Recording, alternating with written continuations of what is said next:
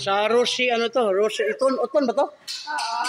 Rosie Uton. Grabe namang stock nila dito. O, yan o. Ayan. O, yan ang mga manager dito. O, yan, sister. Yan, si ma'am. Pag mama-open na, sir, i-shake lang. Shake. O, diretso na kayo dito sa, sa Uton. O, shout out, sir. Shout out sa Rosie Uton. Ayan o. Rosie Iloilo. Iloilo. Rosie Iloilo. Uton Iloilo. Hi, salamat.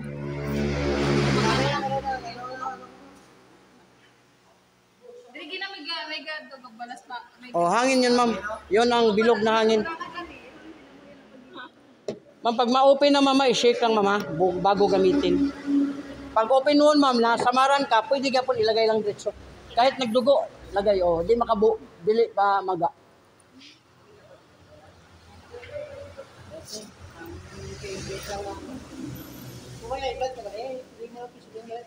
Pag high blood, dira. Tayo nga. Muna. Pag masakit dito, ma'am, huwag nang pisilin. Di ba may baranyas ka? Ganon mo dito. Huwag nang pisil. Kasi minsan, ang dugo kataas, na ano siya ba, parang, pag ganon, ano siya ba, ma-press. Natural, diretso yung dugo. Wag na. Dito tayo sa Uton Rosie ng Iloilo. Yan o. Yan. Bumili na kayo na itong motor, pero kung gusto kayo mag-installment, 3 years, 2 years, 1 year, pwede. Ma'am no, pwede ma'am no. Yan. Yan ang pinaka-gusto nila. Yung installment. Yan o, highway lang. Papuntang, yan o. Rosie. Yan, papuntang,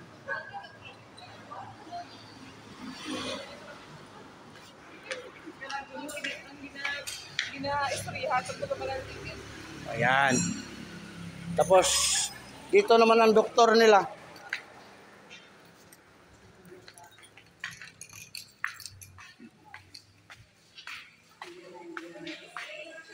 Yan si Pula. Ito naman ang doktor nila. Yan o. Kung may mga sira kayo, lalo na kung Rosie ang motor, diretso na dito. Huwag na nyo ipa-check up sa iba. Kasi dito, tatakbo talaga ang motor niyo. Yan. Yan.